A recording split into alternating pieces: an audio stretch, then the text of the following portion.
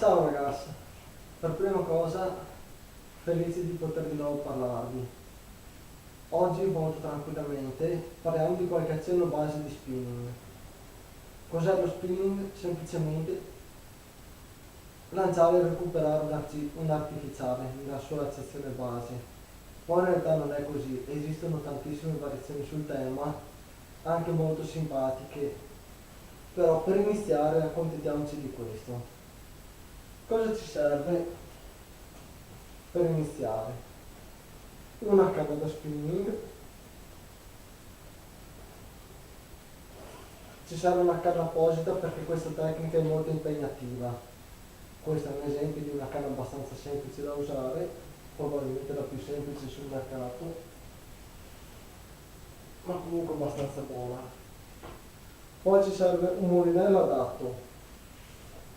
Un buon mulinello per lo spinning deve avere frizione anteriore, bobina larga.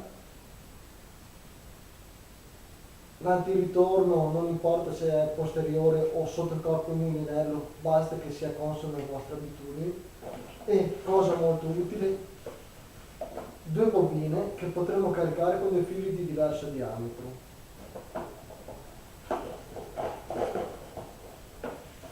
E poi ci serve del buon filo. Ok, nel mio caso è un bobinone immenso, però vabbè, me ne serve un po'. Il filo è molto importante, è la cosa fondamentale. È importante anche il resto dello spinning perché a livello di attrezzatura è una tecnica abbastanza gravosa, però il filo è tutto. Se si rompe la canna del mulinello avete ancora qualche speranza di recuperare il vostro pesce. Se si rompe il filo è perso, punto. Poi cosa ci serve? Una scatola degli artificiali, l'ho lasciata di là e non voglio andarla a prendere ora perché sono pigro, un po' di artificiali e ne parlerò con calma più avanti, e un po' di minuteria. Minuteria può essere le solite girelle con moschettone, i moschettoni, i cavetti d'acciaio. Molto semplicemente, le girelle con moschettone servono assolutamente per i cucchiaini rotanti di qualsiasi tipo. L'unica eccezione sono i Liberax Minao Spin. Tutti gli altri, semplici o composti o rotando in qualsiasi modo, lo richiedono. Anche per i Liberax Minao Spin è consigliabile. Poi tutti gli ondulanti che non abbiano una loro girella. Gli altri artificiali, Minao, gomma, robe varie, non richiedono la girella, in quanto non generano torsione sul filo. Ora cosa posso dirvi di bello? Al di là dell'attrezzatura, lo spinning, come dicevamo, è utilizzare un esca artificiale per ingannare un pesce e convincerlo appunto a mangiare quest'esca. Diciamo mangiare, ma non è il termine opportuno. Il termine opportuno sarebbe attaccare, perché una buona parte degli attacchi può avvenire per tanti altri stimoli, oltre che per fame. Può avvenire per concorrenza tra pesci, per curiosità, i pesci non hanno mani con cui tastare, per cui il modo per sentire la consistenza di qualcosa è assaggiarlo. Può avvenire anche per altri motivi, al momento non mi vengono in mente, vabbè.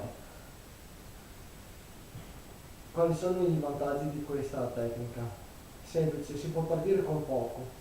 Non lasciatevi prendere in giro dal marketing. Con una canna da 50 euro, un buon mulinello, potete andare avanti una vita.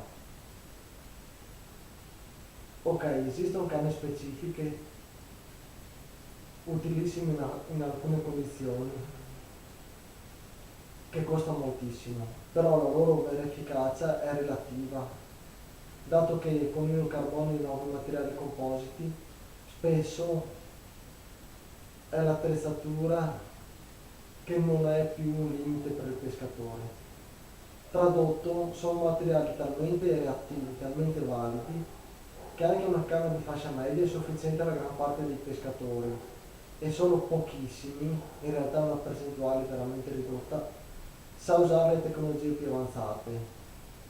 La gran parte degli altri pescatori si può prendere il vantaggio in modo relativo. Altre cose si può praticare ovunque, che si vada a trottini in montagna, a spigolo in foce, a luci sui grandi laghi, a aspi siluri sui grandi fiumi, oppure a cavedani e bass in cave e fossati. C'è uno spinning per ogni esigenza e soprattutto c'è uno spinning per ogni tasca, come dicevo prima. Chi ha necessità di attrezzi di fascia alta può trovare attrezzi molto costosi, ma chi vuole iniziare spendendo una cifra esigua può partire. Esistono ormai ottimi modelli in fascia bassa, sia di canna che di mulinelli.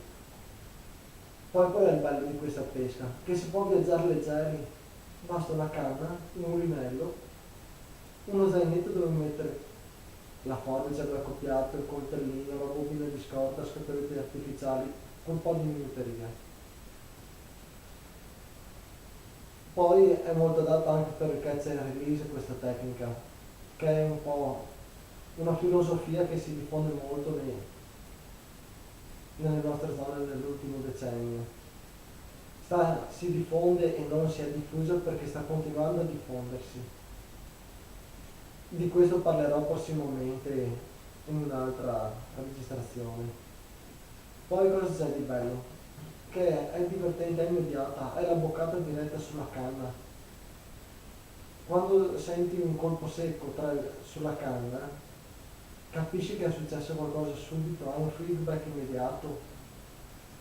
Poi la possibilità di pescare a vista, specialmente a galla, con acqua limpida, è un valore aggiunto non da poco.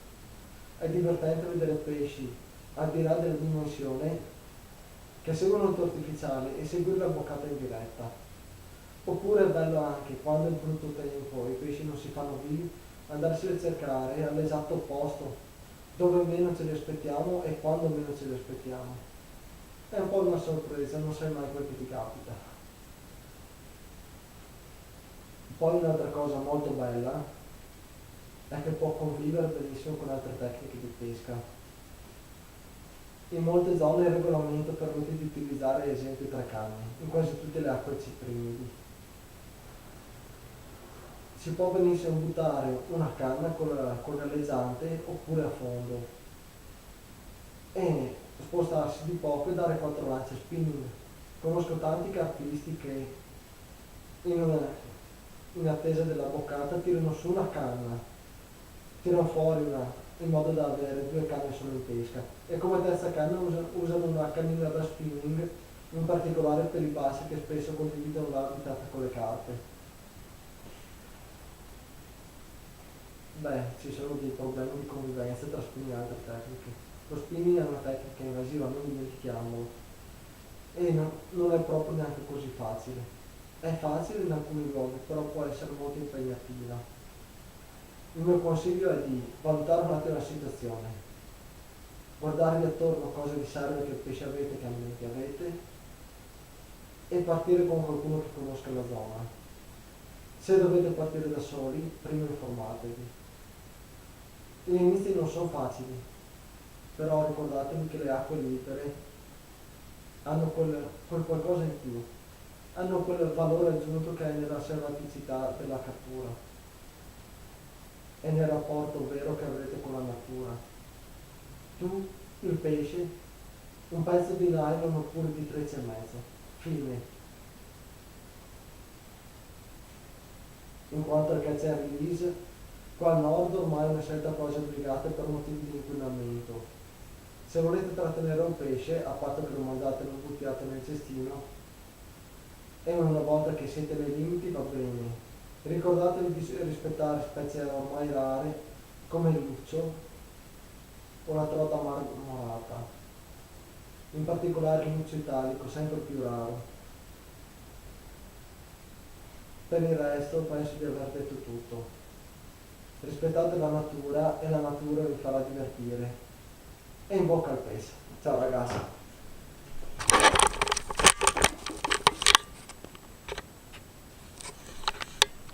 Restituito.